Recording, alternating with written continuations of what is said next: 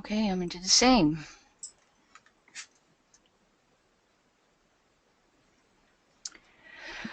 Welcome everyone to our Segment 1 class for February 2017. This month we're continuing with our Nodal Axis series looking at South Node in Gemini or the third house.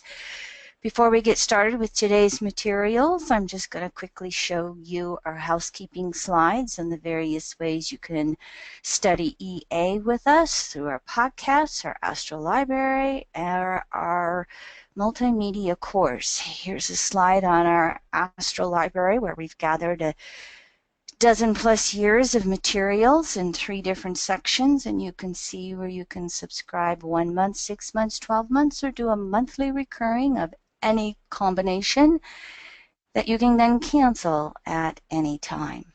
Here's our multimedia course. You're showing up if you have become a Segment 1 student. You can see here we have 2 other segments that are available for studying with us. And also I'm going to say to our Segment 1 students, we did spend over the course of this winter revamping our certification, and we have taken the segment 1 certification and we've broken it down into 3 different mini assignment sets. And we also have updated the actual charts that you'll do for interpretation. And so you can look for more information on this as Leroy tells you where you can find it. The certification page, of course. The astrology courses drop-down menu on the home page. You'll see certification when you roll your cursor over that. Go to that page and get familiar with the new modules. Modules being the key word on how we broke up the homework and hence the certification. So it's going to be a lot easier. We're excited about that. We know that Aquila, our coursework manager, is excited. We're going to re-energize the certification of at EAN. So thank you for taking a peek at that and considering it as we move forward, evolving evolutionary astrology. I will revamp segment 2 just as well, but that's going to take a little bit. I've got other things on the agenda first. But again, we really took into consideration feedback from people doing homework, especially if you're, brand new to chart interpretation or writing charts out. And so Roland, as I call him, one of our graduates from New Zealand, he has been reviewing the homework for me now for I think the last 3 years and just does an excellent, fantastic job of interacting with our associates and their homework. We're switching that word to coursework. We're really evolving our languaging as well. And so out of taking segment 1 certification and breaking it down into these 3 different modules, it takes you from the philosophy to really in-depth beginnings of how to interpret a chart according to the EA method, and then various assignments in which you get your choice of doing chart interpretation on public figures so that you have access to more environmental conditionings about them. So I've been pleased on a personal level with how Leroy and Roland and I have evolved this. So check it out. Thanks for letting me mention this. And of course, we have one more class in this series. We had started with Aries, and then I decided I wanted to do it backwards through the zodiac, just like the nodes go. So we have one more, and I will say, I think it's my volunteer in second house will be a repeat unless if there's somebody new, if there's a new student who has a south node in the second house, regardless of what sign, send me an email, KimMarie at evolutionaryastrology.net, and I'll take a new volunteer instead of somebody who will be a repeat in this series. We do have a volunteer for South Node in Taurus.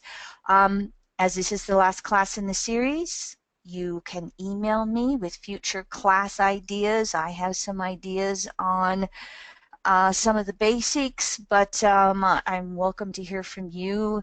Even do a couple of standalone classes before moving into a new series. Let me know.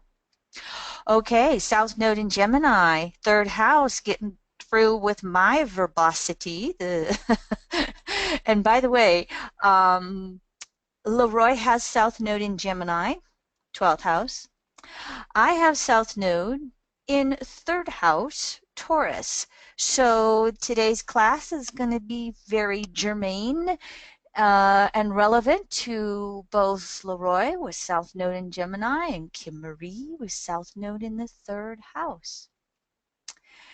And so, South Node in Gemini or the third house represents egos who have projected themselves into the physical environment in order to collect information, facts, data for security on emotional levels.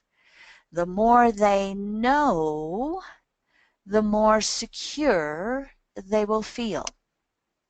And the more information that this nodal signature collects, then it allows them to make a larger and larger connection between their actual physical environment and themselves on an emotional, egoic basis.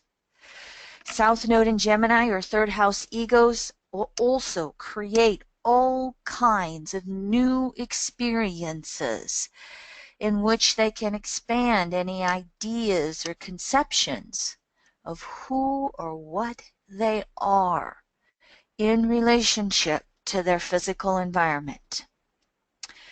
This ego structure has been and will continue to develop their mental powers and intellectual abilities to logically order their existence and feel emotionally secure.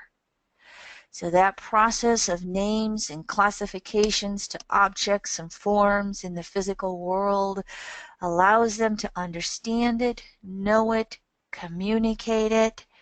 Can you get the idea of how they develop that sense of security from that brain analytical physical knowledge of the world?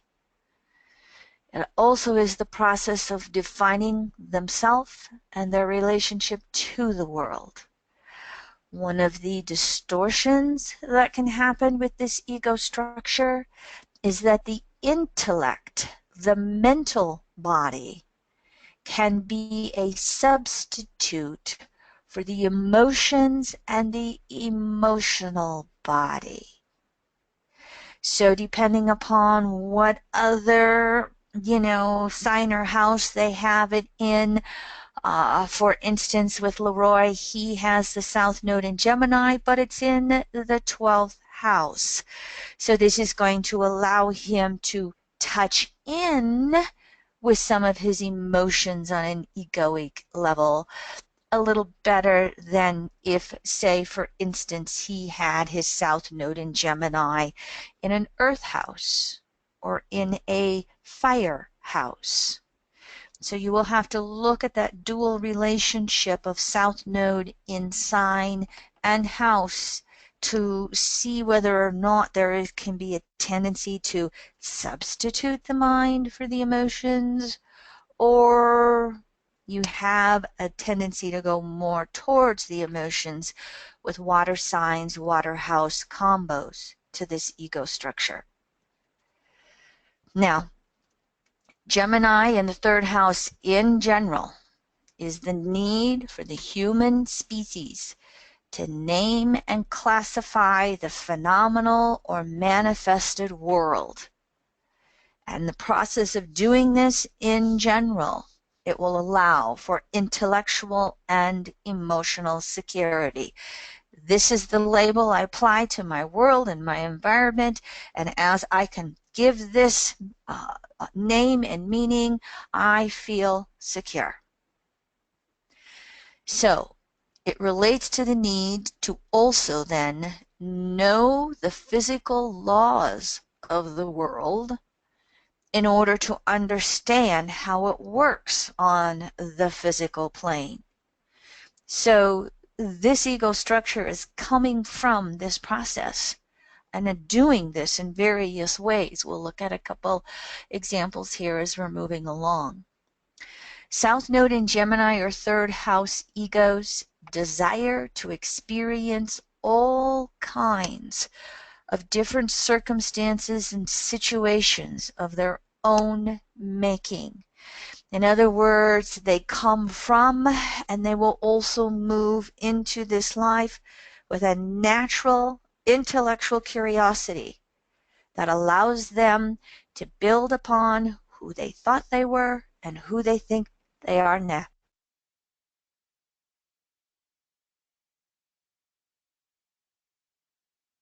Sorry, muted myself. Tried to get through that sentence before I did a little sneeze. Now I'm going to mute myself again.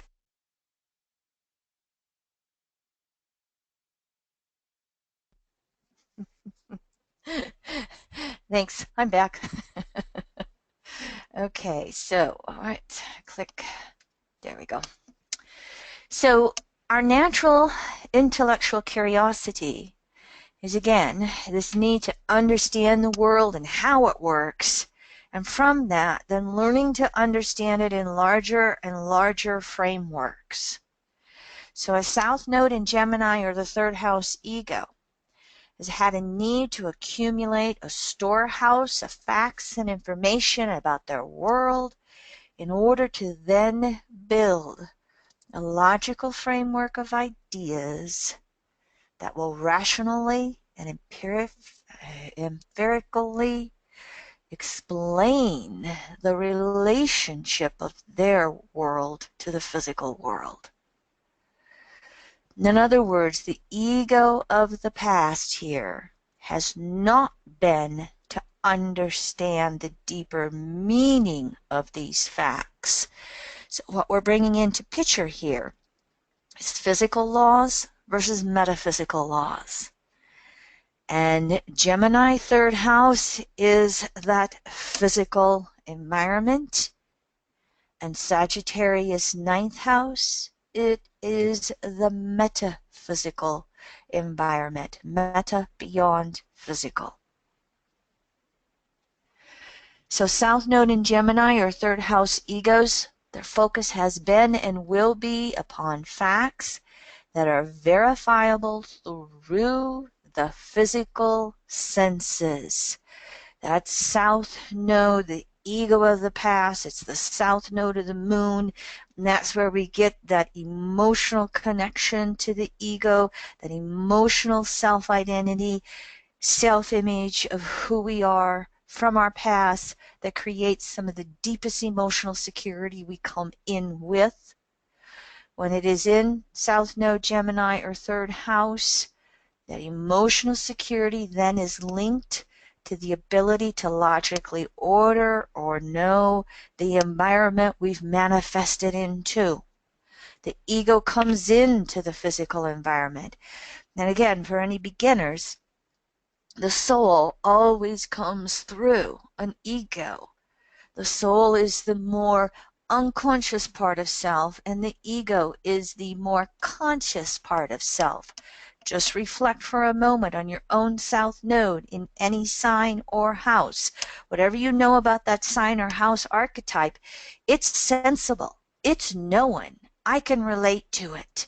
And it gives us that security on a more conscious or egoic level. And then, of course, the polarity, the North Node, is always the emotional ego or emotional structure we're striving toward in any given lifetime. More on the North Node in a moment. And so, what happens when we're always wanting to be consumed with the facts, the classification, looking at it on a very physical level? It sets up a natural conflict.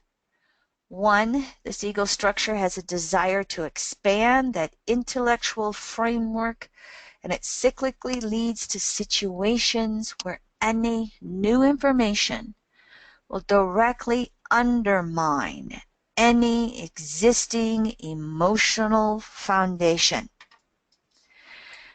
versus a desire for emotional security can lead to creating a foundation upon which the expansion is built. In other words, we can be pretty open towards curiosity until we run into the resistance of insecurity.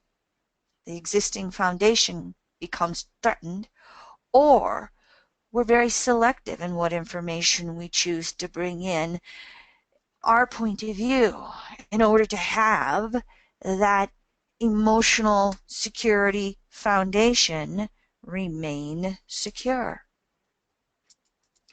So what happens is this ego structure is simultaneously attracted to and repelled by desire for new information, new experiences. And this will always lead to choices. What information to take in, what information to repel, resist, reject. And so, choices of what to take in, what not to take in, create intellectual limitations for a south node in Gemini or third house because of that need, again, for some type of intellectual and or emotional security. So this will create cyclic intellectual implosions and cataclysms in which the logical structure of however they've intellectually organized their security disintegrates. Doesn't make sense anymore. You know, the classic confusion. And so through the implosions and cataclysms, this ego structure will reorganize their intellectual emotional security into some type of new foundation.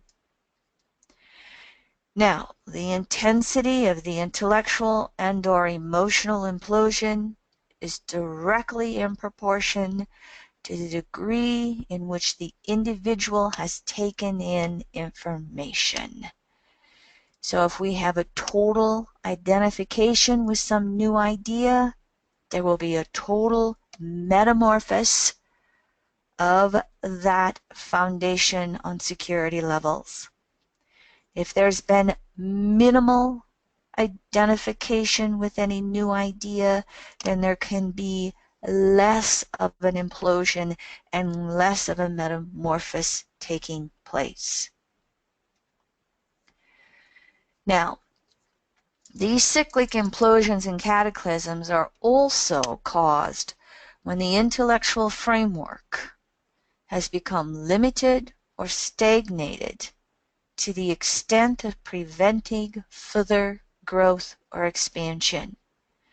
So we also can then take into consideration the degree of resistance relative to the need for expansion that will then determine the degree of cataclysm. So if we're extremely resistant to taking in new information, then our existing security becomes stagnated to the point that we're not growing anymore. There's going to be a more intense cataclysm, and there's going to be a more intense reorganization of our whole security system and emotional foundation. The degree of resistance is going to determine the degree of the cataclysm.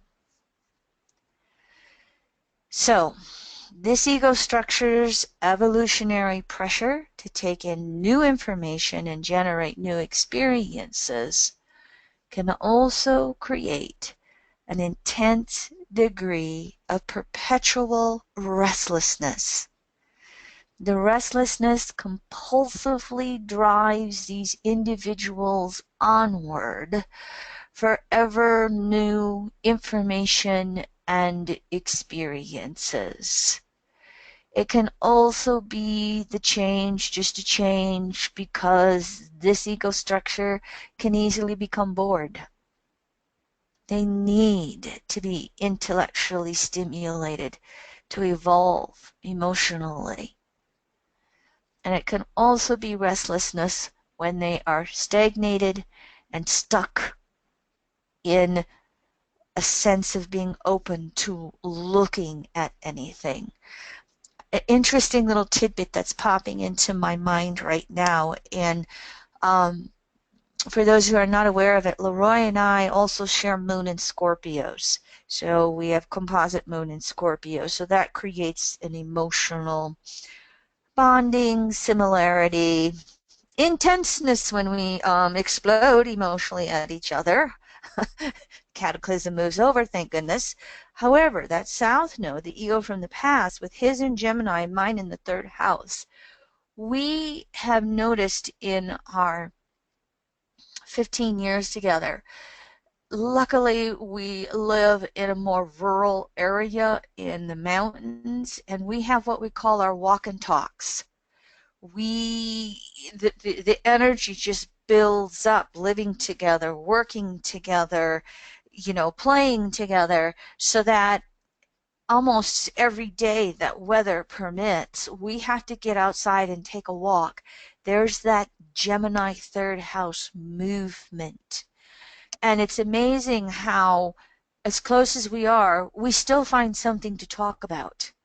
Or we're in so much detail energy doing our stuff that when we get outdoors in nature, the ninth house, or the north node in Sag, ninth house, it allows us to step back from the details and take a bigger picture and then figure out where we go from there. So with both of our, we have two businesses, and with both of them, the walk and talks, as we call them, it just really allows that restless energy to calm down. We're not distracted. We can each hear what the other person is actually saying because we're not in front of a computer screen, or we're not cooking or cleaning or whatever we're doing. And so it's a real, I'm getting a new awareness of how calming, how productive, how evolving our own nodal structures are by our ability to have movement through walking and hiking. It's one of our most favorite activities to do. And I've always put it down to all my Sag energy and his ninth house Pluto polarity point. I've never looked at it this closely from the similarities of our ego structures here.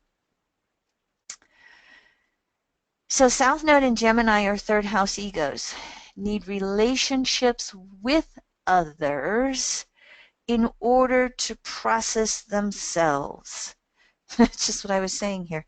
This allows for the release of any intellectual or emotional buildups of mental energy.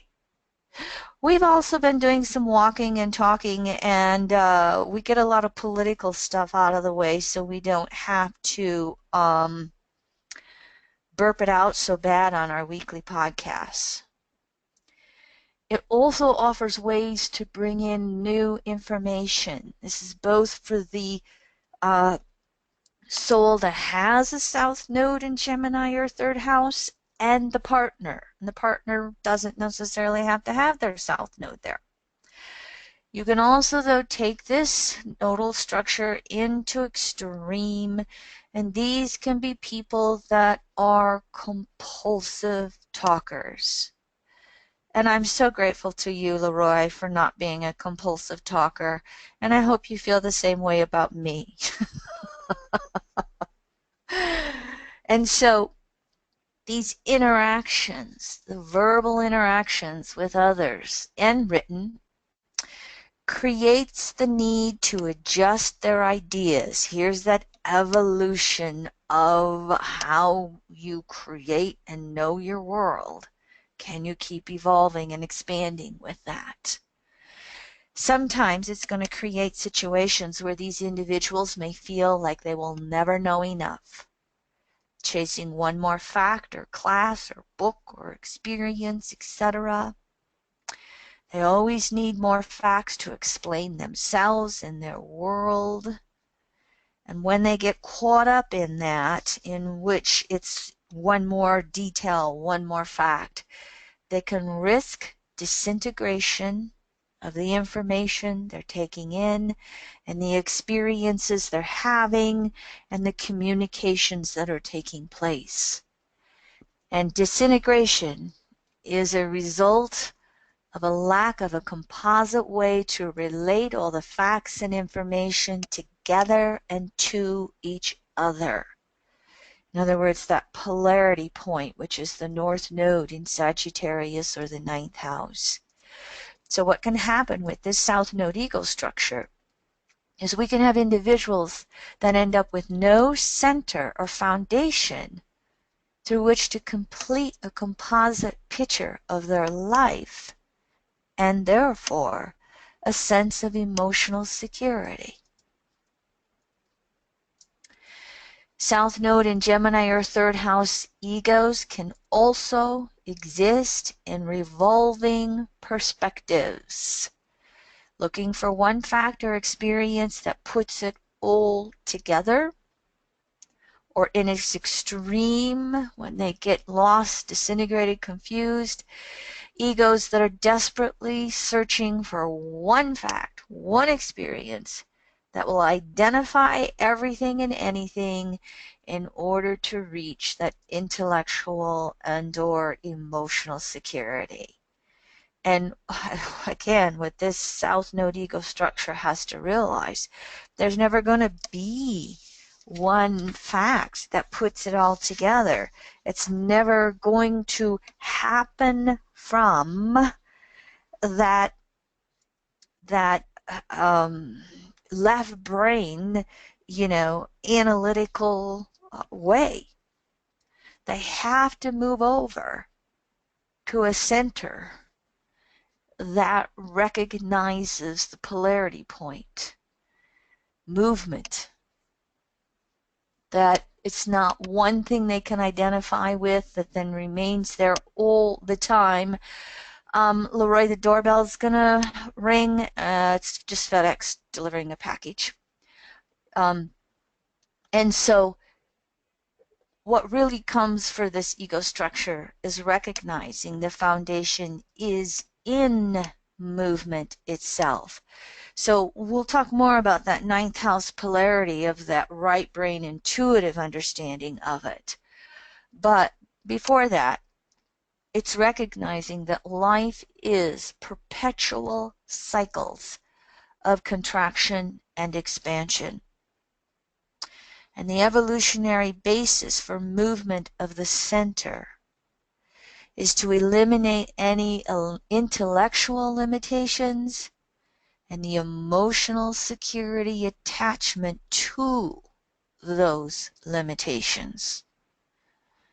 So it is natural for this South Node ego structure to have perpetual cycles of contraction and expansion. And this will lead to awareness of intrinsic limitations to what can be empirically orientated mind can know in and of itself. Even though I have a South Node in the third house, I have a ton of Sag in my chart, and I get the concept of the word. I'm not always really good with the phonics of the word.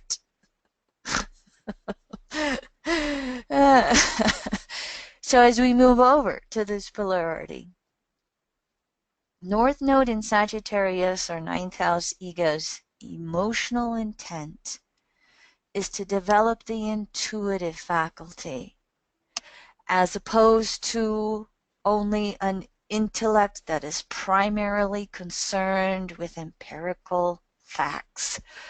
Oh, I forgot to close out my email, so apologizes if any sounds come through. In developing the intuition, the North Node in Sag or ninth house egos will progressively understand the deeper meaning of facts and information and the emotional peace that can come from those deeper understandings and meanings. They will learn metaphysical or cosmological laws that are the basis of the physical laws. And they will learn how to synthesize all the data into a holistic understanding of how the parts are related to the whole. So intuition is that faculty in all individuals where we become aware of knowledge that is not a product of deductive or analytical thinking. Intuition is that part of ourself that knows what it knows without knowing how it knows it. And in our human world of manifesting into these physical bodies, they are highly attuned sensual bodies. The physical and the emotional bodies in natural law are they're pretty much inseparable. I mean, just take a hammer and hit one of your fingernails right now. Ow. That tells you something through your senses. And so we know the 5 physical senses: sight, sound, hearing, taste, touch. The 6th sense is what we call the intuition.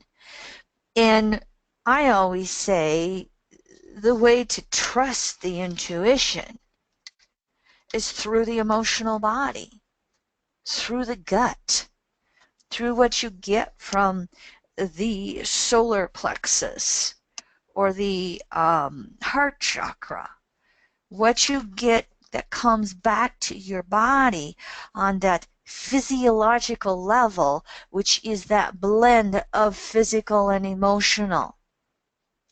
And when you trust that, then you get out of the way of that Gemini 3rd house wanting to rationalize away something, the conditioning of something versus what is natural law that we can align to and have this instinctive, emotional, physiological response to.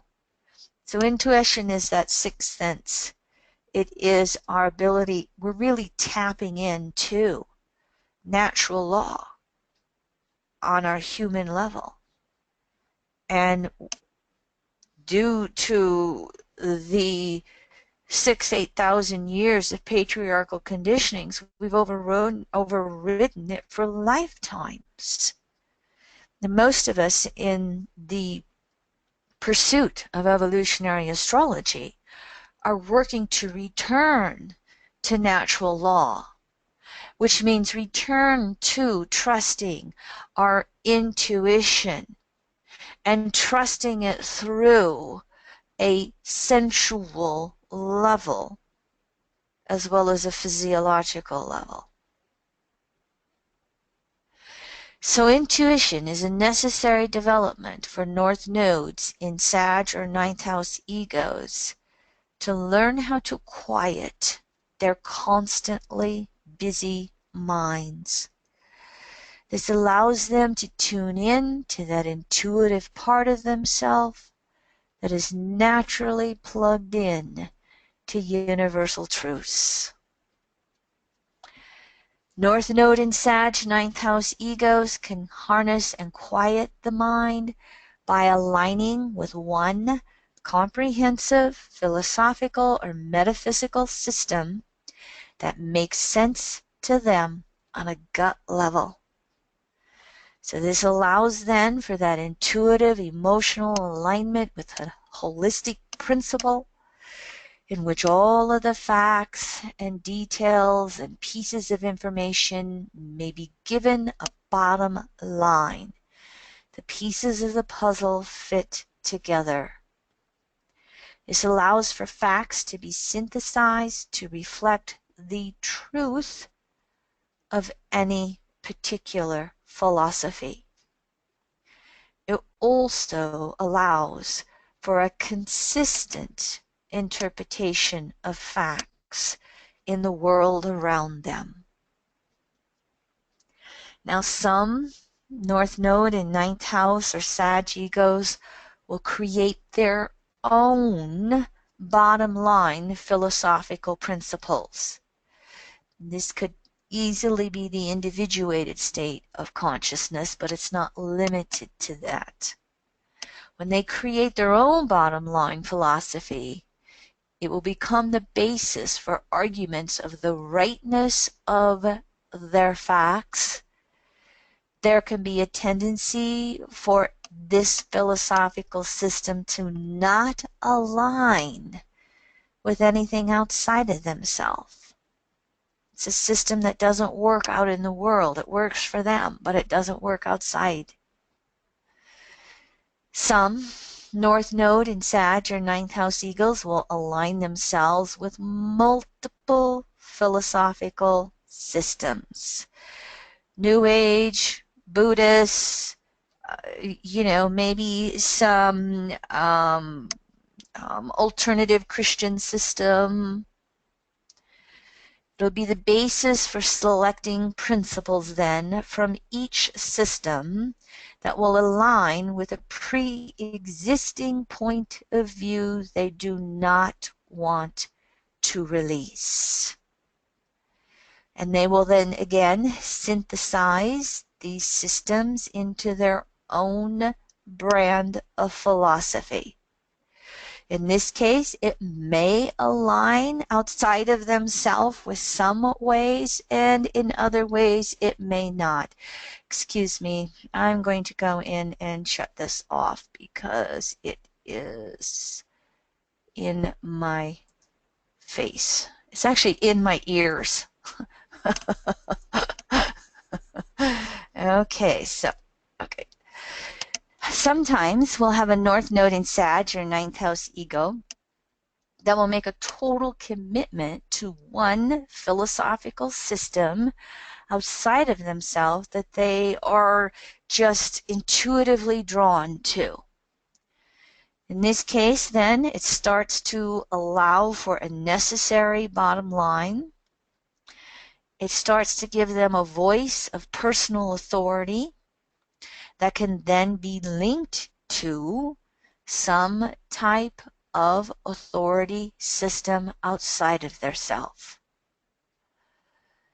In all of these cases, the evolutionary pressure is again to seek out cosmological principles upon which to base any facts and details in their world. This is teaching all North Node and Sag or Ninth House egos the connection between the physical and the metaphysical, the mind and the intuition, or what we could also say the left brain and the right brain, and the limitations that are implied in I'm going to have Leroy help me with that one down the road. Empirically orientated intellect. Factually, physically based orientated intellect. North Node in Sag or Ninth House egos are then intuitively learning the truth that explains the basis of what they can physically observe. So again, Jupiter, Ninth House, Sagittarius, that archetype correlates to laws that are the basis for creation, the basis of why human beings have developed belief systems, philosophies, and religions. Sometimes these belief systems can be universal and timeless. Sometimes these belief systems can be limited, and then one version becomes more right than others. The famous "my God is better than your God" of consensus religions. When these belief systems are limited, one version more right than the others, this ego structure can limit themselves to a version of the truth for, again, intellectual and emotional security reasons. And when this North Node ego structure does this, it is going to create a need to always convince or convert others to their own point of view for security reasons. And this implied limitation will guarantee, from an evolutionary point of view, that internal and external confrontations will occur sooner or later. Eventually, North Node and Sag, or ninth house egos, must realize that his or her version of the truth is just that. It's just a version of the truth.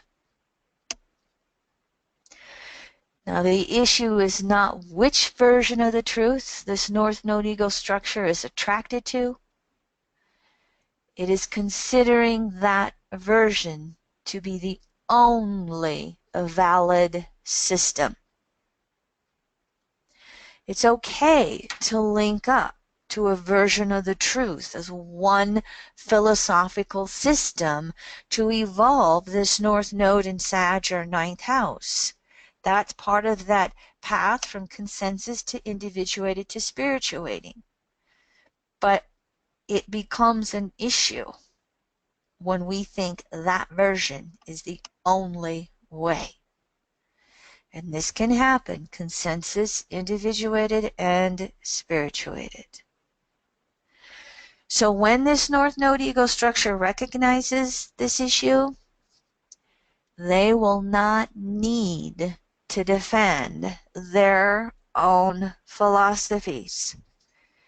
Neither will they need to deny another person's philosophies. And what will happen then is it allows for participation with others in non-defensive ways. It's the famous agree to disagree. It's the famous, I allow you to have the beliefs that work for you if you allow me to have the beliefs that work for me. And we give each other the freedom to do that. We recognize that there are many paths home. So this then also allows for learning from others, as well as other people learning from the North Node in Sag, or ninth house ego. And when we recognize the validity of multiple versions of individual truths and philosophies, this North Node ego structure will continue the evolutionary journey in discovery of the whole truth, or universal timeless truth. This North Node ego structure eventually becomes intuitively aware that truth exists in and of itself. It's always been there, it will always be there. The patriarchy can suppress it, the patriarchy can distort it, but you cannot destroy it. This North Node ego structure will realize that the factual mind and intellect are there to communicate and explain the truth. The North Node in Sag, or ninth house egos, can emotionally relax into understanding the natural process of evolution. In other words, the intuition applies to the intellect. The intellect is not going to know what is true in and of itself. It needs the intuition to know. So what we have here is North Node and Sag, or ninth house egos, are learning the difference between reactions and responses. Because what we can have happening here, South Node and Gemini, or third house egos, may not really listen, and they may only listen for an idea that they can react off of. You know, where you hear about Gemini in third house in traditional astrology, where they go round and round and round and round in circles. Conversations go nowhere, or just argument after argument after argument, and they argue one side of the equation and then they argue the other side of the equation. You know, this is when they're not taking into consideration the Sag or ninth house polarity. And our reaction is that, you know, it's that immediacy of you know, defensiveness, whereas responses are considered actions.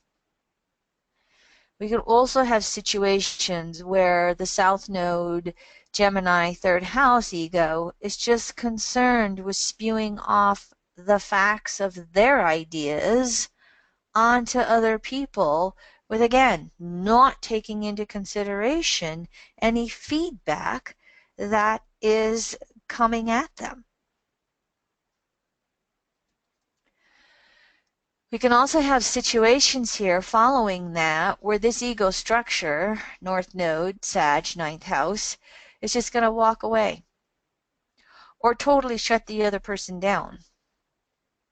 They can't take it into consideration, and so that I know better than you just, you know, shuts it all off. Sometimes then we'll get a North Node ego structure that wonders what they could have said differently. Regardless of details, the intent is always the same: to expose or stimulate awareness of any intellectual limitations, motives, manipulations, whatever. In all cases, the intent is to evolve from the Gemini third house reactions to Sagittarius ninth house responses. Again, response is considered action. It's not flying off the handle. It's taking the moment to reflect, ponder, grasp the larger picture, and then choose action, response, verbiage from there.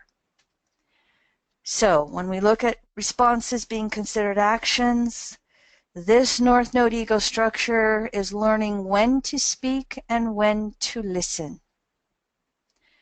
They're learning what to say versus rambling on or just trying to prove a point. They are learning how to really listen to other people's ideas and philosophies that walk a mile in another person's shoes, or I'm trying to think of the native word for shoes, moccasin. They are learning what to take in and what to reject, or what to let go. They're learning how to take in the information without necessarily allowing it to indoctrinate them as well. So we have here a North Node ego structure that is learning the difference between opinions and truth. Now, breaking this down a little bit, Consensus North Node in Sag or ninth house egos will gravitate towards consensus, opinions, ideas, and adopt them on their own or as their own. They will gravitate towards consensus forms of religions and philosophies. They'll be evolving within the context of the consensus consciousness. Individuated North Node and ninth house egos will gravitate towards thinking for themselves, rejecting consensus opinions and religions and philosophies. They will gravitate towards creating their own philosophical system or synthesizing concepts from multiple systems, as we spoke about before. Some individuated North Node in Sag or ninth house egos will gravitate towards one pre-existing system that they feel intuitively drawn to. For example, evolutionary astrology. This represents a transition from individuated to the spiritual state of consciousness. They're learning that truth is to be realized, not created from an egocentric point of view. And this is going to reflect their evolving awareness of the larger forces at work in the universe. Spirituated North Node in Sag or ninth house egos are going to gravitate towards understanding the timeless basis for physical laws. They're going to align with cosmological, metaphysical, philosophical systems on an intuitive basis. Evolutionary astrology is not the only cosmological system to align with in the spirituated evolutionary state. They're going to be searching for systems based upon intrinsic metaphysical truths. Many times this can be what we would call, when you look at religions, you have all of the dogma, and then you have, there's a word for it and I'm not thinking about it, you have that spirituated part of a consensus religion many times, that is that can, on a consensus level, it's really tapping into the natural truth of something.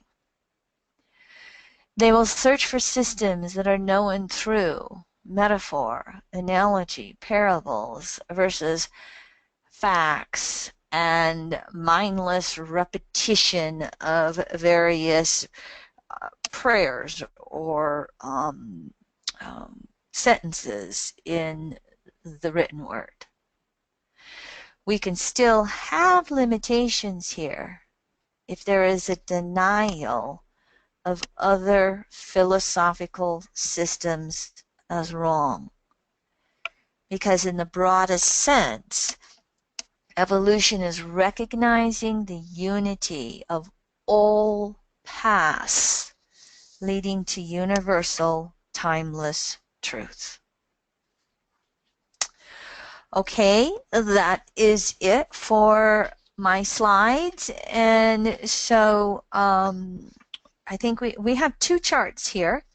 However, I don't know if volunteers can make it on. Before then, I'm going to pause just to see if we have any questions from anyone attending live. And of course, my big drink of water.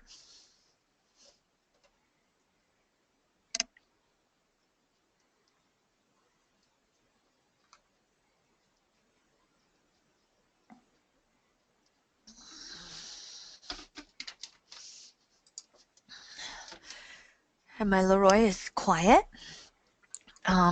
Leroy, do we by any chance have our first volunteer? I believe I'll move so. into the We just chart. need to see Okay. if she is mic'd. I'm uncertain about that. Volunteer number one, would that be you? I'll unmute you. Hello. Hello there. We can hear you. Great. Hi there. Hi. I'm going to rattle through a bunch of things real quick, and then I'm going to be quiet and I'll probably allow you to do most of the talking unless you have some questions, which you are always welcome to ask. But for sake of the tape, we have a female, birth data April 1st, 1926, 3:26 p.m., Chicago, Illinois. We have a 9-degree Virgo rising. As you can see here, we have a first house Pluto, extremely tight new phase conjunction with Uranus. They're both retrograde. 1966, these were the 65 Uranus-Pluto conjunctions. That third one had to be just a day or two before she came in. It is in with orb of these oppositions here to Saturn, Mercury, Mercury retrograde, bringing Chiron, and there's a T-square with Jupiter up here, 10th house in Gemini. In this example, we have the South Node in the third house. It is a balsamic conjunction to Neptune. They are both in Scorpio. Neptune is retrograde. Ruler of the third house by, of course, Mercury up here, as we spoke earlier, 2023 Pisces retrograde. Ruler of South Node by sign is Pluto. It's South Node in Scorpio, so ruler is Pluto. So the rulers of the South Node are opposite each other. They're involved in that T-square. The North Node is up here in the 9th house, ruler Jupiter, here in Gemini, in this T-square we mentioned before. North Node is in Taurus, and that ruler is Venus over here, 25 Aquarius in the 6th. Venus is square the nodes with a resolution node, South Node. This person had labeled, label, third house, ninth house, late stages is second individuated, maybe moving into third. Christian upbringing, hasn't been in using that label for a couple of decades. She experienced sexual molestation one time with father right at puberty. After that, father had his first heart attack, which had an effect on family status and income. Father is deceased. Did I get that right? I think I'm paraphrasing what I remember. Um, and mother became physically abusive right about that first Saturn square at 7, 8 years old. And she would become very verbally and emotionally abusive after alcohol, which happened on a weekly basis.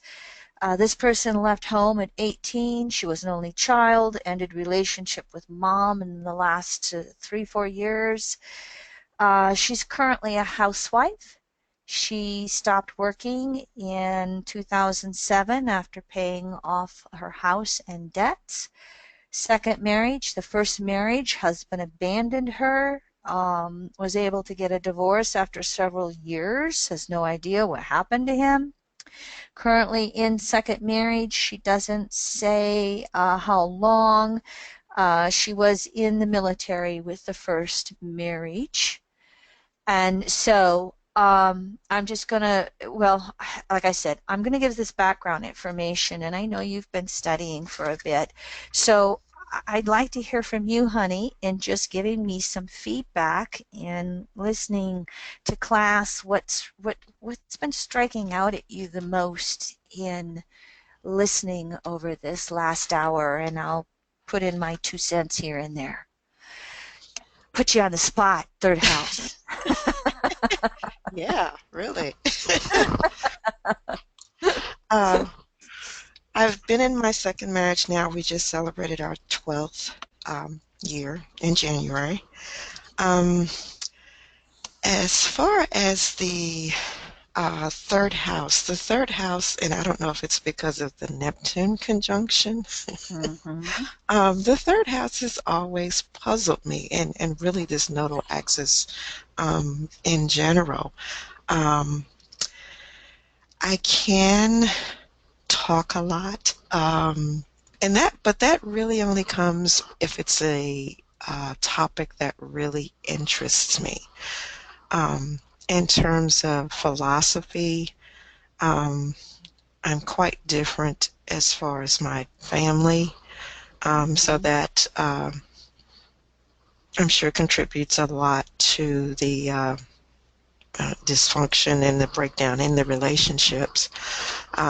So I've been on that journey of following my own values and really paying attention to things that are put upon you as this is the way you're supposed to go, and really paying attention to a lot of times not necessarily what's being said but what's not being said, and figuring things out on my own. Mm-hmm. If I may, thank you. Let me help. I understand that first comment. When we have the South Node in the third house, if you're going to blend it with Scorpio energy, it's going to take the fluffiness of the third house and take it deep. Scorpio. Scorpio's not interested in fluff. It's bottom line. If you conjunct this with Neptune, this is another signature of going deep, but I may not necessarily understand what that means in conceptual verbal terms. You understand it on very deep emotional levels, but that doesn't always mean that you can express it. And I would venture to guess that the ability to speak may or may not have been real strong early on. It could be on a defensive level if you were, attacked in some way. But it could also have had you getting attacked and you express that physical with father, physical, emotional, mental with mother. This is, early environment, first house Pluto. It could have had you shut down or it could have helped you find your voice, but naturally, there has been a deep pondering on emotional levels for you right out of the chute. Would you agree? Yes, I was always a very, actually quite quiet child. Mm-hmm. Um, Loved being alone. That Mm-hmm. is, though I get enjoyment being around other people, but it's not on that surface, that surface level. I've always wanted to know how things work. Um, love taking stuff apart. Had a hard time putting it back together, but love taking it apart to find out, like you said, I get you say those deep inner workings, and I just thought about that as you were talking. Mm-hmm. Yeah, yeah. Let's bring in this North Node. I also didn't mention the fact that we have a Moon-Venus opposition, and the Moon is square the nodes. South Node is resolution node for Venus, starting with Venus, moving backwards as the nodes do. Starting with the Moon, moving backwards, the North Node is resolution node for the Moon. Let's just bring in the North Node here. When planets are square the nodes, review. Both nodes were equal in past lives, with the planet skipping back and forth between both nodes. Let's see if we can break this down a little bit between both Moon and Venus. But, here's the seventh house polarity point. First house Plutos, they have relationship karma, but for the most part, these are souls that are comfortable with themselves.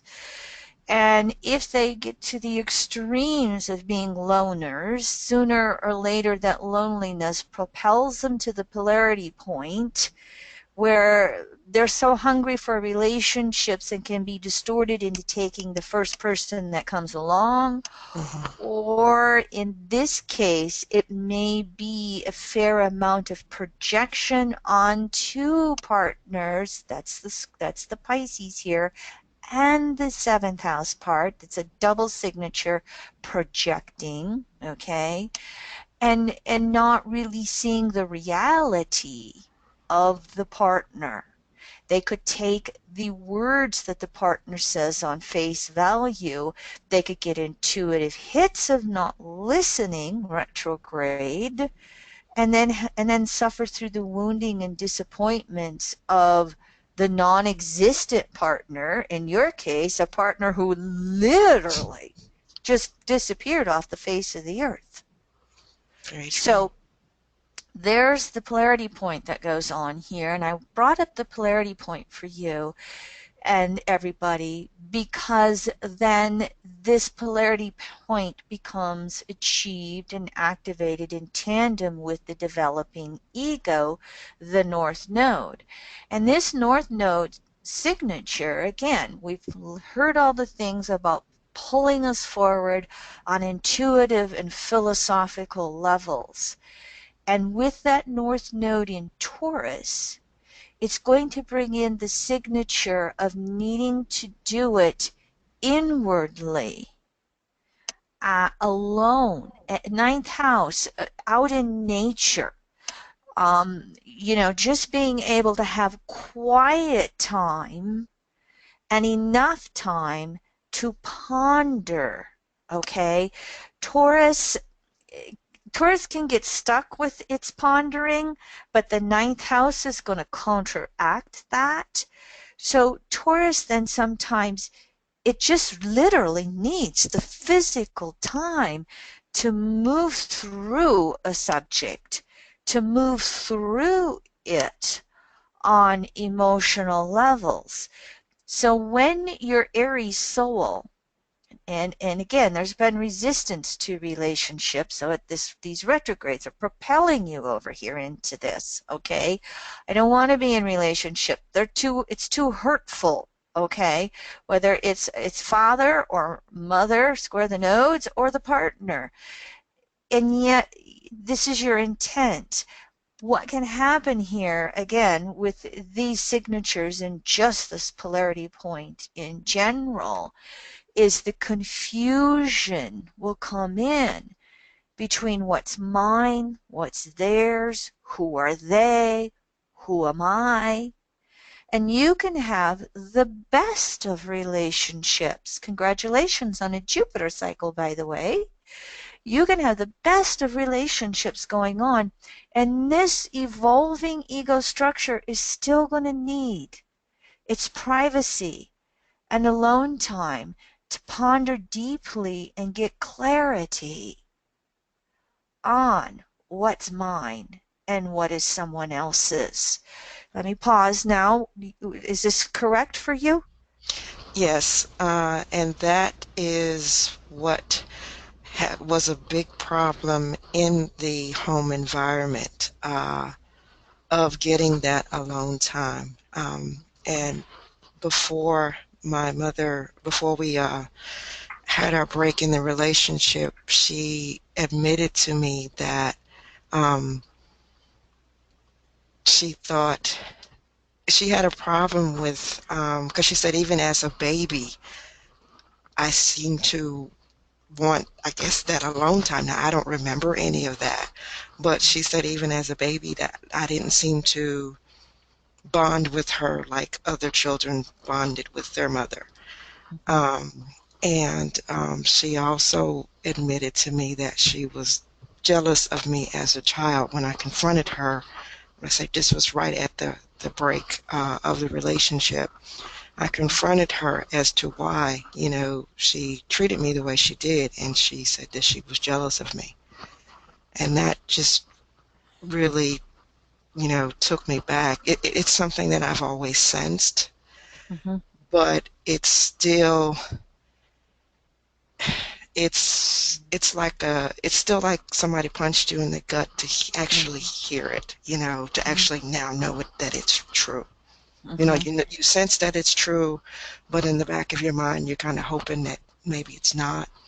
Mm-hmm. Maybe I'm, imagining it, and Mm-hmm. to actually hear it from that person's mouth is. Mm-hmm. Did she express exactly what it was she was jealous of? She said, "Is it because I was smart and pretty?" Mm-hmm. Now, I've always, as far as going through school, I never had a problem.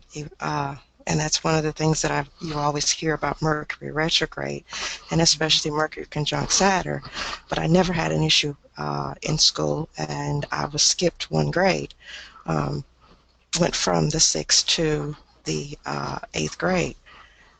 Mm-hmm. So, um, still to hear your own mother, and then too that, uh, the that kind of behavior, even though it toned down a lot once I left home.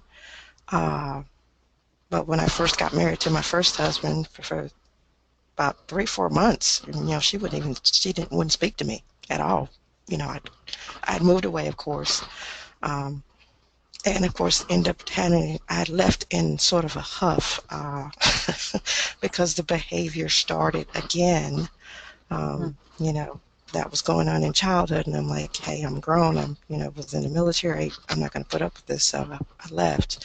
Ended up getting married, but like I said, she wouldn't speak to me for like 3, 4 months, and over the years, that behavior, still, she still do those little jabs every now and then, and one of the things she said to me when my father passed away. Um, she said it was my fault, and so like I say it's been just a lot. She's sort of codependent, and that's another thing that I guess that first house Pluto. I don't like people being dependent on me for anything, and I Mm-hmm. don't like being dependent on others for anything. so so yeah, what you said is totally spot on. Mm-hmm. Couple of feedback, a little bit of feedback for you and anybody who's watching. Mercury retrograde in Pisces is going to point to Virgo. Okay, more ability to access that left brain.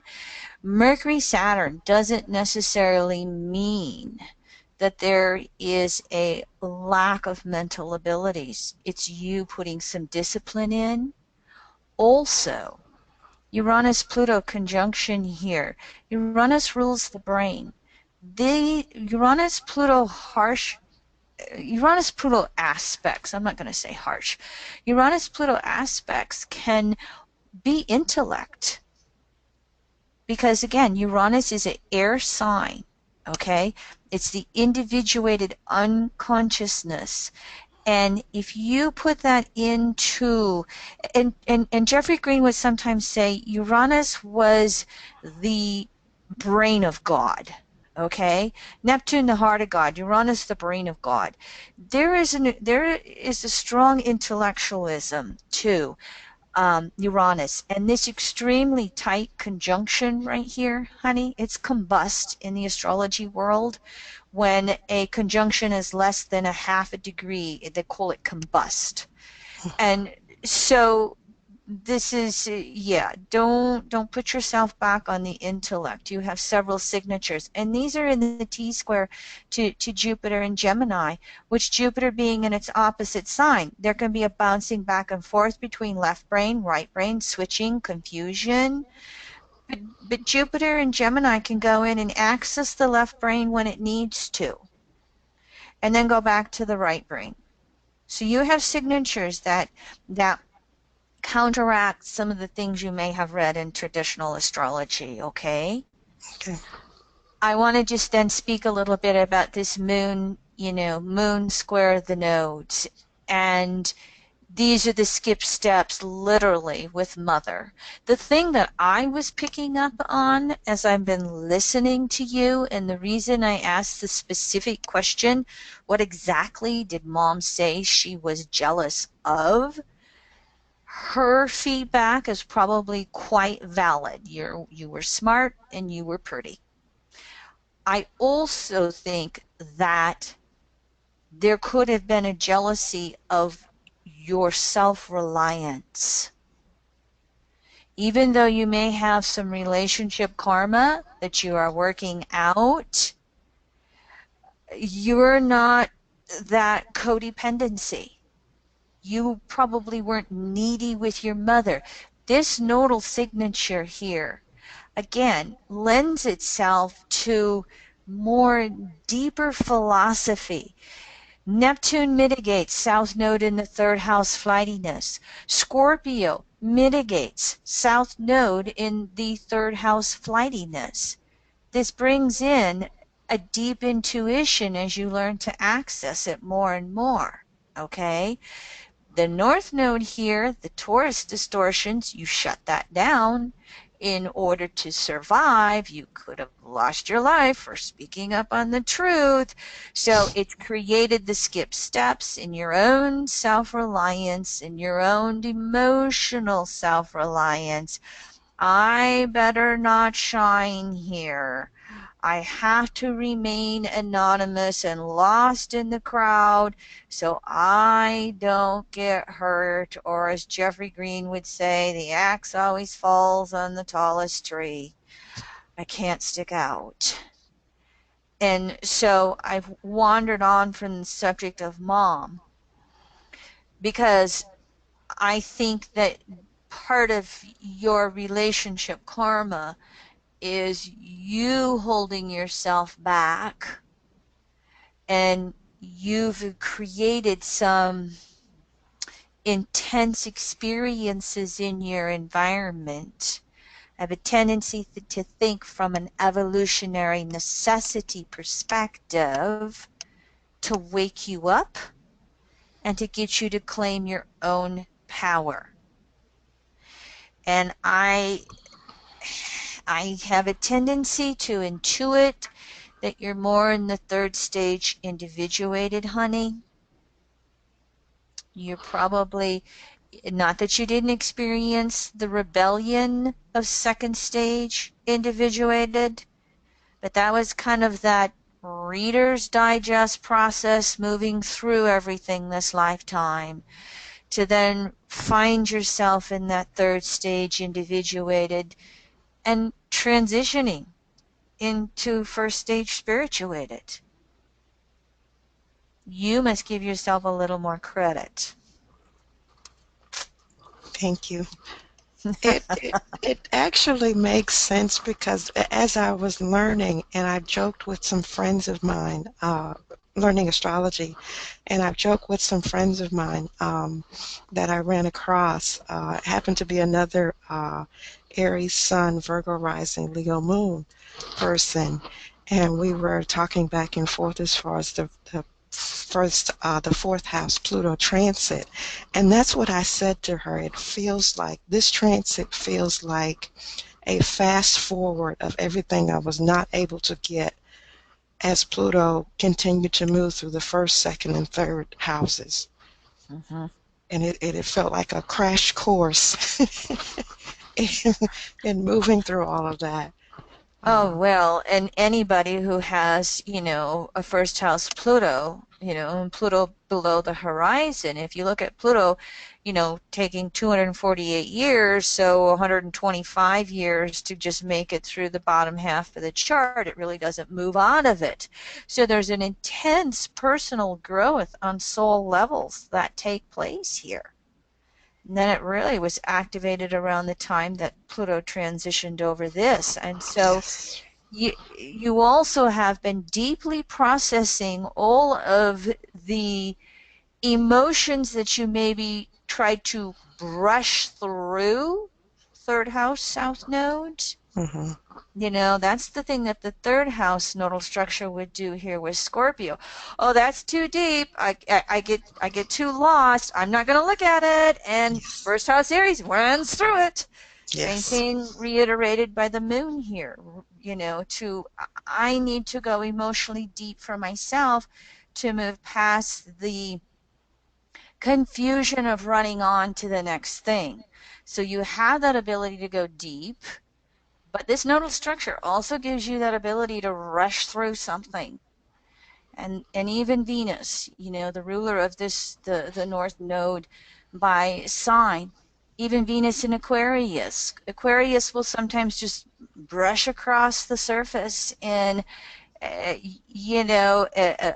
intellectual fast speed, Uranus, without taking the time to slow down and process. So feeding back off of your Pluto transit in this lifetime, it's asked you to go personally deep. And the more you do that, the more you shift this polarity point over here, and the more you learn how to honor those time periods when you need to be alone and interact, and the more the ruler of the North Node by house learns to make healthy choices of what's right for you, what's not, what's real for you, what's not. Okay? Yes. Mm-hmm. The Um, Neptune also helps with Go ahead. that as well. I was saying the Neptune transits always help with that as well, and that's another Mm, myth that that I kind of want to bust with that because Neptune also was extremely um, uh, what am I trying to say? Finding the words, the third house, um, as far as dropping the veil and clarity, because that's when a lot of these memories that I pushed down that I wouldn't talk about, mm-hmm, um, even to my husband, mm-hmm, who intuitively himself sort of knew something was wrong and was wondering why she never really talks about her family, mm-hmm, why she never really wants to go, you know, be around her family or say, hey, let's go by so and so's house. That mm-hmm, never came up. And that started to come up as Neptune was in the sixth house. mm-hmm. Yeah. You were probably out of your body a lot as you were younger as well. And, especially with some of the, abuse and moon square the nodes and moon in the 12th, when mother would drink and become emotionally or verbally abusive, you would just check out of your body, or you would try to run away and be alone, Well, that which is she wouldn't have made sure that that didn't happen, so I had to sit there and I had to sit there and listen to it. There were uh-huh. uh, she would keep me up till 3, 4, 5 in the morning till basically she just had so much to Mm-hmm. drink she was ready to go to sleep. Mm-hmm. Mm-hmm. You were her sounding board and you were listening to her whether you wanted to or not. Hmm. Yeah. Mm-hmm. Yeah. Well, congratulations on breaking free from your early environment and, just being able to find who you are in your own philosophy and creating relationships that work for you. I mean, it sounds like you're understanding this and you're on your path with that. And your Neptune transit and your Pluto transit, should allow you to just continue on with finding more and more like-minded people in your world. Looking forward to that. Any questions? Anything we didn't discuss? You or Leroy? Anybody on the chat board? My only other question is how does the Mercury, you did kind of cover most of that, how does the Mercury um, come into that since it is the ruler by house of that South Node and Well, it's retrograde? if you look at Mercury and Saturn's conjunctions, they're combust too. I mean, you know, a little bit over a half a degree, but close enough in my world. And so Saturn really, again here, takes all the confusion from Mercury and grounds it. Okay? And it creates a delay in really trusting your own intuition, especially around relationships. And the Mercury retrograde is always throwing you back in upon yourself, and it's throwing you over here to this first house Virgo, tapping into this stuff. And, well, what about me? Who am I? What do I think? How do I feel? How do I want to ponder it? You know, Mercury retrograde in general is just throwing off the excess of the mercurial mind. And Mercury retrograde points towards right brain intuition. So it led to you wanting to be alone, to process. And the same thing down here. This is not a typical south node in the third house. This is deep. It's quiet. It's emotional. When it gets confused, this ruler here, this is another signature, just like I said, North Node, Taurus ninth, has to take time to understand something, to allow intuition to come up to the surface versus all the stuff running around in your head. The same thing with this Saturn conjunction to this ruler of South Node by house. It delays the mental processing.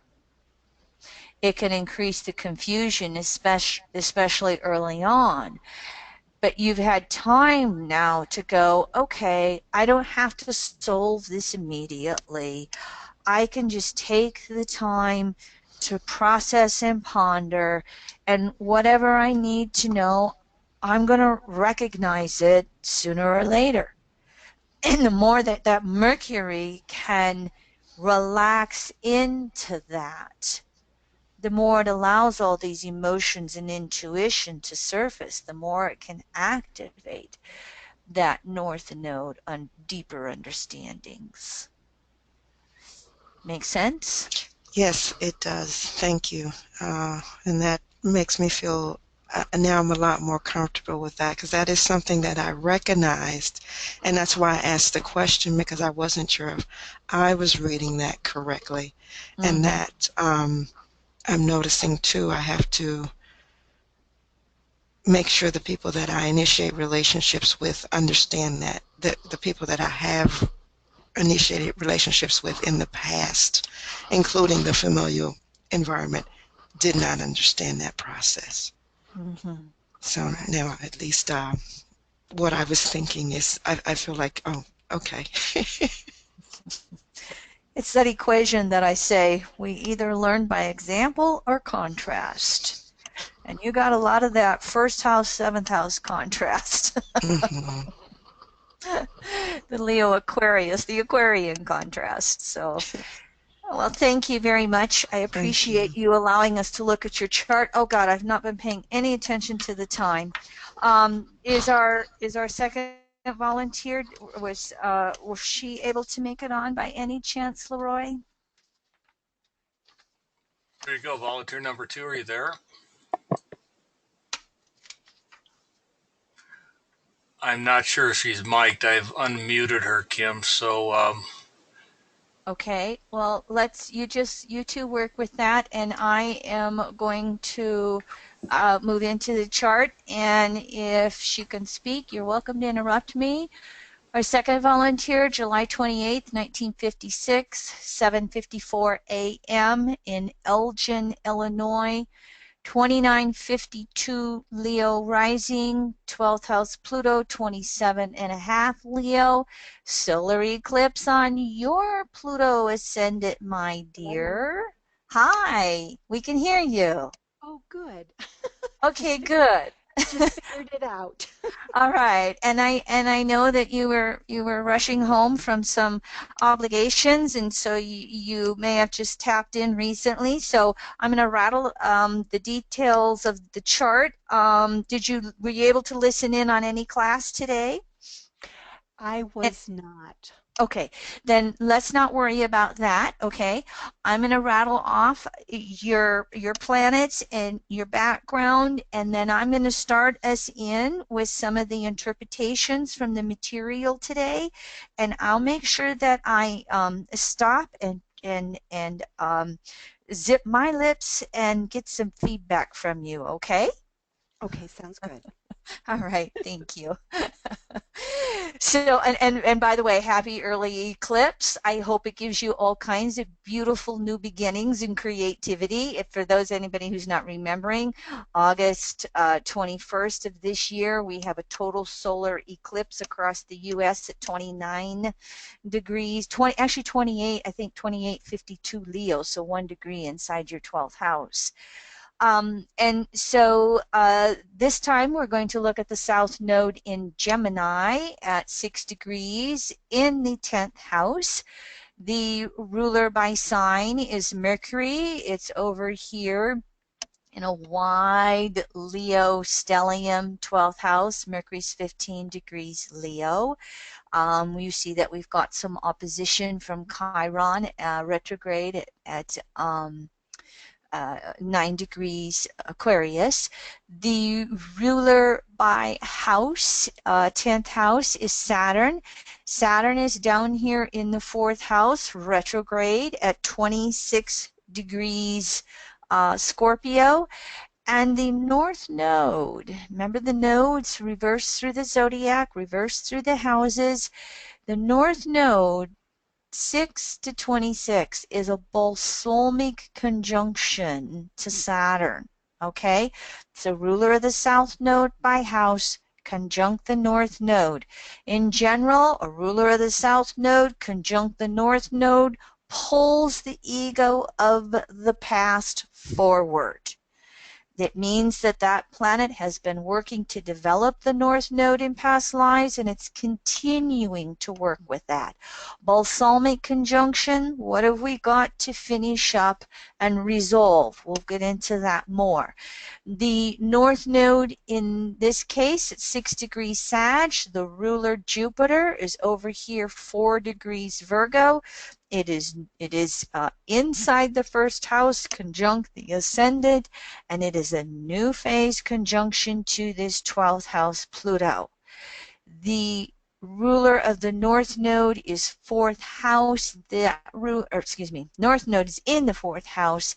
That ruler over here is the moon in Aries 8th house, and the moon is in a grand trine with its own North Node and this Leo stellium over here in Leo 12th house. So we have a grand trine going on in this chart.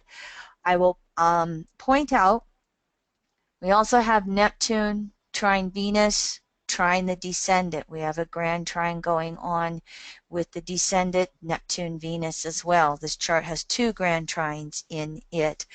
We also have ruler of the South Node by ruler of the North Node by sign Jupiter square the nodes. And we have Pluto is not square the nodes. It might be pulled into it a little bit just by Jupiter, okay? We can talk to that a little bit, but it's pretty much moved beyond that.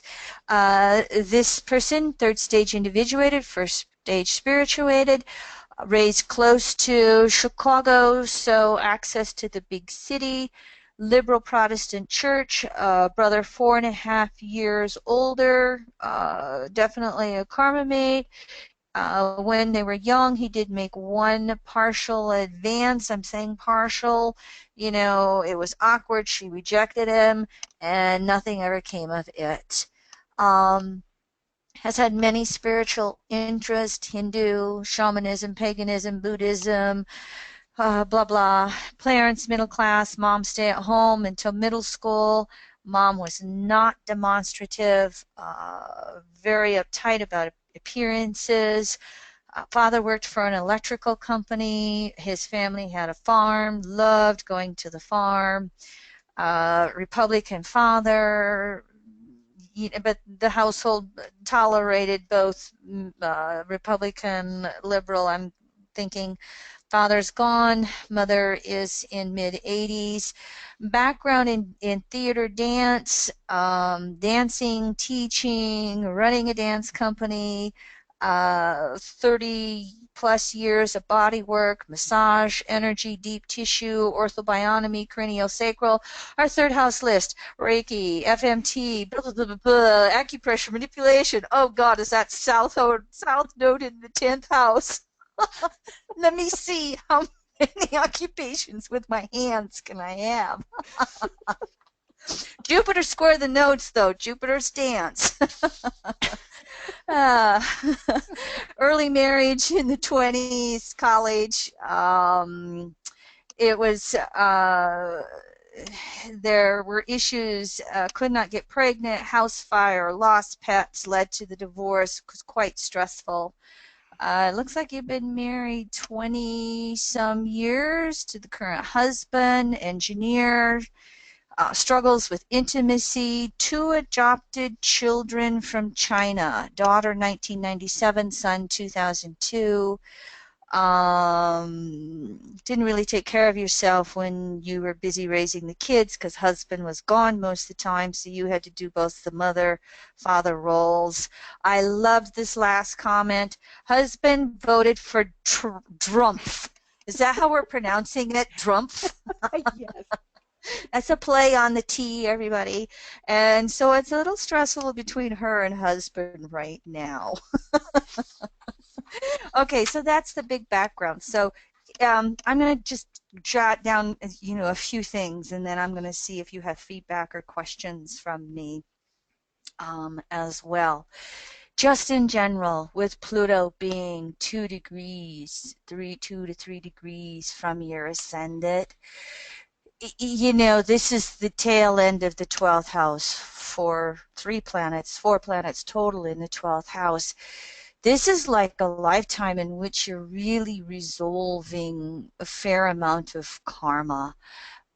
If you use the Mars-Pluto phase, those 8 phases in the cycle of phases, you obviously have had at least 5 major lifetimes with 12th house Pluto. Mars is in the second half. It means there's a few more to come.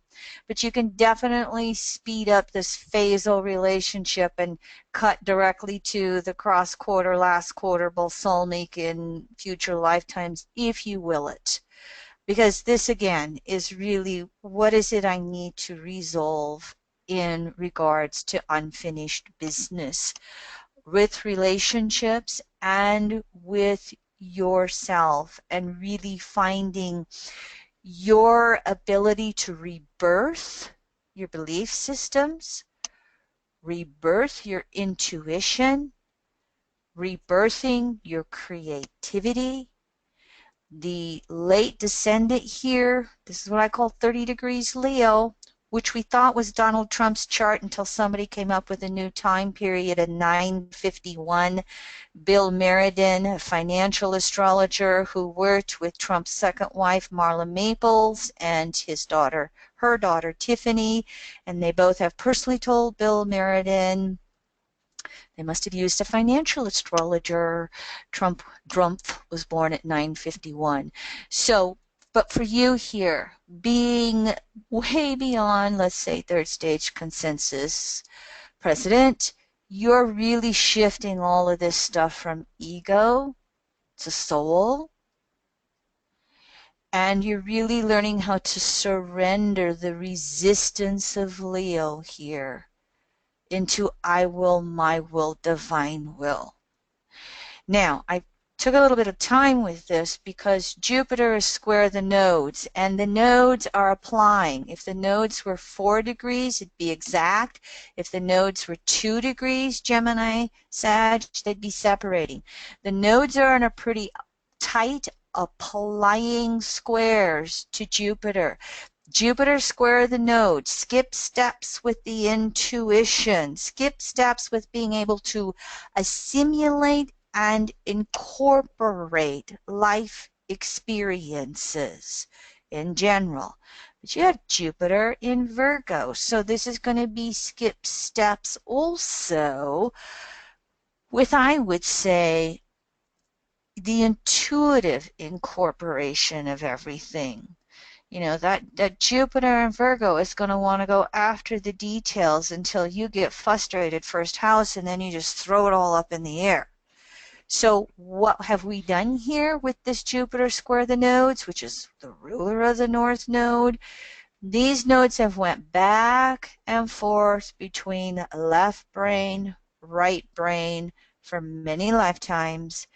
They've also went back and forth between being out in the world and the inner family, okay?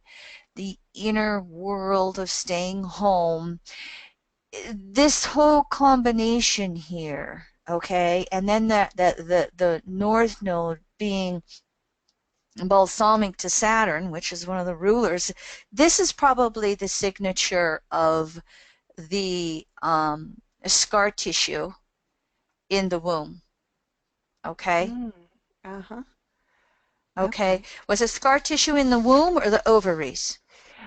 It was actually, the doctor said it looked like there were mittens over my fallopian tube so that the egg, even if it was released from the egg, or I mean from the ovary, it couldn't get down the tube. Fourth house is womb. So the uterus is the womb. Okay, so the moon fourth house is co-rulership of the womb. Doing a little health and wellness astrology here. Saturn is going to be blockages, Mm. crystallizations, um, uh, uh, uh, uh, tumors is co-ruled by Moon, Jupiter, Saturn. Okay, Moon has co-rulership of anything that is a container. And the womb's a container, a tumor's a container, just saying that. Scorpio is going to have all the sexuality stuff. Okay, what I may question here, and I don't mean to be too sensitive, and I thank you for allowing me to express this. I'm wondering if you did not have abortions in past lives, or if you Mm. were not forced into abortions, couldn't Mm. afford the baby, or a prostitute, and they got pregnant and you were just you were forced to just, so here's the karmic wounding here. Mm. Okay, Mm. and here's the Jupiter pain over, why me? Why don't I get to be the parent? And where the South Node here then could come through and just circular questioning again and again and again, leading to the depression 10th house and implosion here of why I couldn't understand Jupiter square the nodes. Everybody else gets to be a parent and I don't. All right. The deeper the deeper issue, all right, is start with Jupiter and you reverse through the zodiac to the resolution node, which is the south node here. There is a necessity for you to go back in some way and have complete and utter self-responsibility. It's been necessary for you to do your own healing before moving over here into this north node. Now, this is mitigated by the ruler of south node in 10th being Saturn down here. This is not your first lifetime around this issue. And so you have an ability to bring this to the deeper philosophical, emotional understandings of, it's almost like it's less whether or not I can physically be a parent and more me recognizing and understanding and trusting my parental abilities regardless of how it comes to me. Hmm. Does that make sense? Um, yeah, I mourned not being able to have a child, and yet um, I really didn't have too much of a problem making the transition because I knew if you put a baby in my arms that I, I, I would be its parent. I just knew that Mm-hmm. that was going to happen, and the result is, my God, I didn't have to go through childbirth, which seems rather difficult, and I've got two incredibly beautiful, amazing children, and I just am so fortunate. I feel actually fortunate to have needed to adopt rather than have my own child. Mm-hmm. That's the flip side. I was speaking to the karma of where children were taken away in some way, but the ruler of this south node in the 10th, Saturn, then also says again, this is not the first time that you've been probably an adopted parent. Mm. Not and Yeah. yeah, yeah. And you know, this speaks to the ability to mother and nurture anything. I mean, when I read your environmental conditionings of having a house fire and losing three kitties, and you know, I never had Mm. biological children myself and had three cats, and I've been blessed to have these three cats live long lifetimes with me in cat world. Oh my God, did I feel that? And so you have Mhm. both the loss and almost the reward. They both can be here, you know, because Mm. Jupiter Mm. is the growth, but it is also the takeaway or the loss as well in order to move into expansion. Mm. So both are signified here. I want to change the subject just a little bit for you, and then we're going to come back. I mean, we'll incorporate this back in. I want to just talk because we've been keying in so much on ruler by house, Saturn conjunct the North Node. I want to speak a little more to the South Node, Gemini 10th house, and how you've taken how many body work classes? I mean, that's just, you know, it's right out there, but I just want to, you know, share it. I would venture to say that during your time in dancing, you probably knew how many types of dancing and took how many dancing classes, so you had no choice but to become the teacher leading the Mm. dance classes, and that brings in a Jupiter square the south node or square the nodes as well. And so there is something to be said for you to really resolve all of this, one more detail, one more class, one more piece of information. 12th house Pluto, Jupiter there, square the nodes. It really is for you to move forward in this life, future lives, with really coming into being the teacher. Mm. I would venture to say that you're going to have a lifetime here. This is all going to the North Node in Sag with the Saturn Scorpio, you know, and this North Node coming towards this. You're going to have a lifetime here coming up in the in near future where you're probably not going to have a traditional education.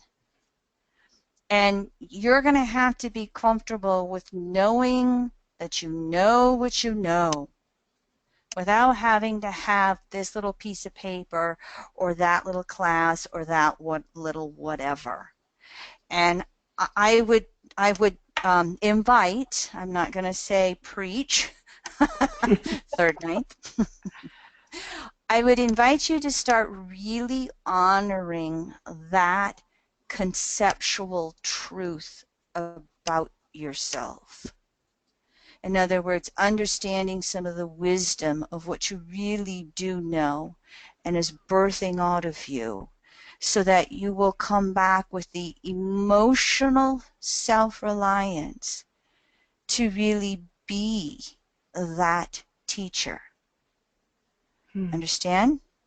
Makes Uh, sense? yeah, it's actually happening because well, I didn't put this down, but I'm in the process of creating self-care classes Mm-hmm.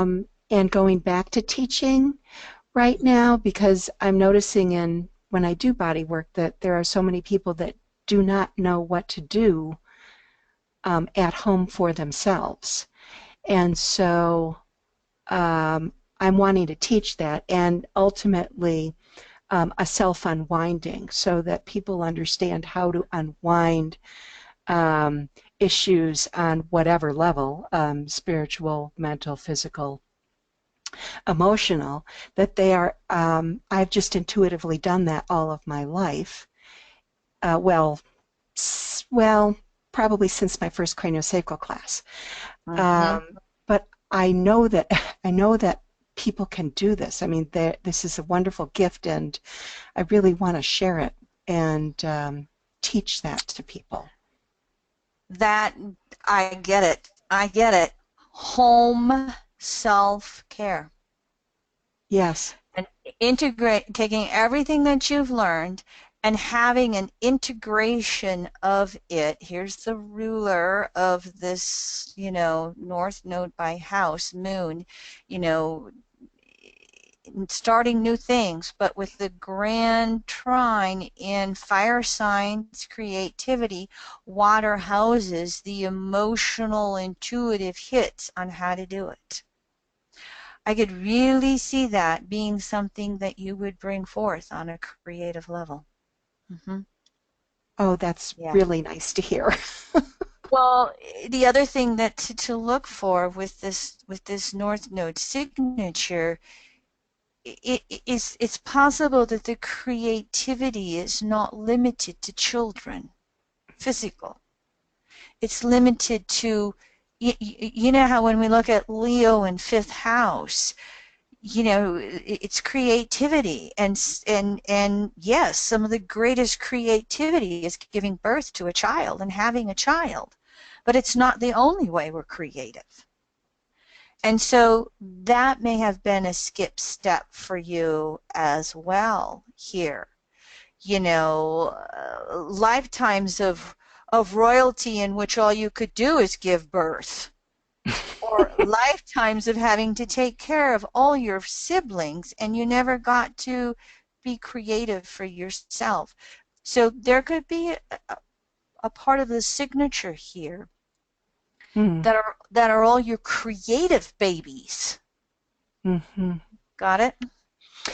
Yes, and that was a struggle when I adopted children. As much as I loved them and wanted to be a mother and have a family, um, I really, really missed my creative life Mm-hmm. when I was raising the children when they were young.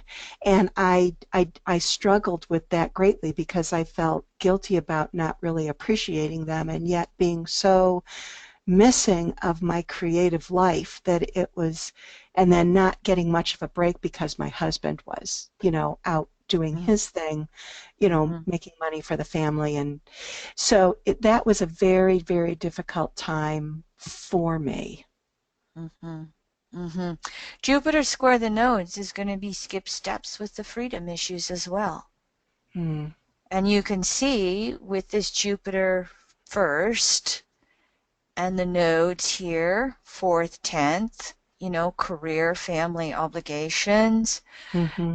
and yet Gemini Sag reiterating the whole freedom thing. So yes, there could be skip steps in balancing Mm. work and play, home and career, self and others, and of course, the guilt that can come from that. Mm-hmm. And then the confusion around that. So making the initiations but perhaps not following through on them. And that could also be part of the karmic circle here. Mm. And now, as you work to become empty nested, because wasn't the daughter's now in college and son's still in high school, but that starts that transitioning of empty nested, I guess, as I call it.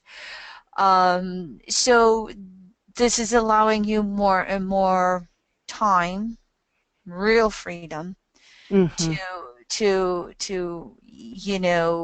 kind of resolve all of the flightiness and work on the whole integration of all to then bring it over to this north node and put it all together with a real integration of, like I said, your creative babies, and Mm. a could easily be rebirthing of career. Mm-hmm. Mm-hmm. Yes, and I do have to say that I have two cats currently, and my cats have always been my babies. Oh, yes, I understand that one, honey. That was a foreign concept to Leroy when we got together 15 years ago.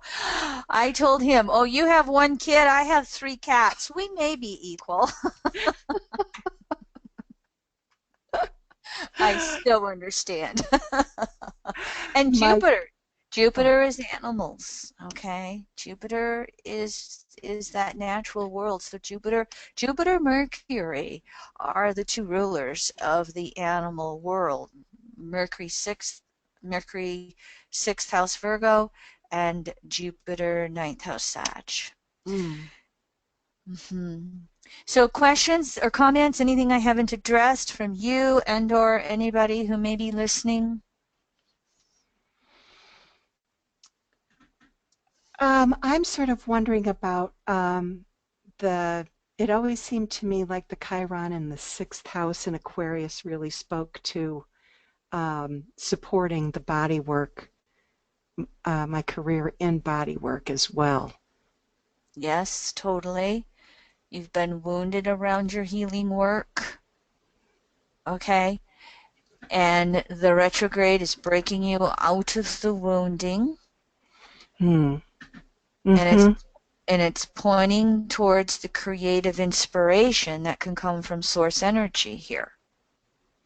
Okay? I Here's see. the here's here's the ruler of Chiron by sign is conjunct the sun, so it's on that polarity point of Chiron that the retrograde points to. You know, Leo Pisces is such an interesting combination because Leo wants to be complete and total control of the ego, and Pisces is almost egoless. And so there's a push-pull with them. And Jeffrey would say, when you have the Pluto in Leo generation and they got it in the 12th house, it's like they got the brakes on and they're digging their heels in the sand with letting go and letting God goddess. Okay? Now Mm-hmm. you put that Pluto towards the tail end of your 12th house, that starts to mitigate that. You put a new phase Jupiter conjunction there and a 30-degree Leo rising. You're kind of, you're recognizing, okay, the ego doesn't get to be in charge here. And Mm-hmm. so you've got a couple of things that are saying a little differently, and then you got Mars over here in Pisces seventh, that's Mm-hmm. can get a little, okay, I don't get to run this show. And so Uranus can come in here and bring in some real sparks of information. And so what I'm seeing this as is, as you align with source energy, you get to be a nice channel for creative source to come through. Mm. And so Chiron can have wounding around that. And so either you were wounded in your creativity and natural law before, and or you thought you knew it all creatively and it kind of didn't go the way you thought it would go. Ego had to take a bow. Mm-hmm. Ego had to be, realigned. Mm-hmm. Okay. Mm-hmm. So, where were you responsible for your own egotistical, path with creativity that led to your own downfall? Where did it happen to you, whether it was no fault of your own and perhaps kind of squashed creativity? So again, I always like to talk about both sides of a possibility, Mm-hmm. and not point it towards karmic retribution or evolutionary necessity. Very few of us are psychic enough to say it's blah blah. Let's look at the spectrum, and then you can work with what feels right intuitively. And a South Node in Gemini both could be true. Mm. Well, I do know that early on, I was pretty full of myself. And again, craniosacral therapy uh, really taught me that you don't do anything to anybody, that what your job is to melt in and feel what that body is saying, honor that body, and go along with that body's request and be the witness for it. And that I have found to be a real good check for my ego. Mm-hmm. Anytime I, look at a body and I think I know, Mm-hmm. quite often I'm proven wrong if I'm listening with my hands. Mm-hmm. And so that's been a real good ego check for me on so many levels. Mm-hmm. Yeah. And not that I know, I mean, I don't have, and I have some sense of some past lives, but I think it's probably I guess my philosophy is I'm here now. Let me deal with what's going on now, um, Mm-hmm. regardless. Not that I'm opposed to knowing about them or exploring them. It's just like, yeah, but I'm here. Mm-hmm. What do I do about it now? Mm-hmm. Mm-hmm. Yeah. All righty. Well, thank you. I hope you understand Chiron a little deeper. Yes. Mm-hmm. Okay. Let me check in one more time with Leroy. Any questions from anybody else? And any others, Adele? Oh, I think did he mute you?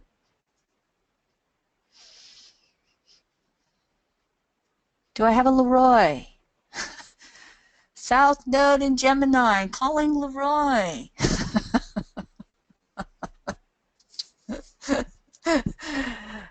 Who knows what happened to my honey? I think that our volunteer muted. It's okay to close the call, Kim. Yep. Okay. All right. I just need a little feedback, South Node in Gemini. All right, everyone.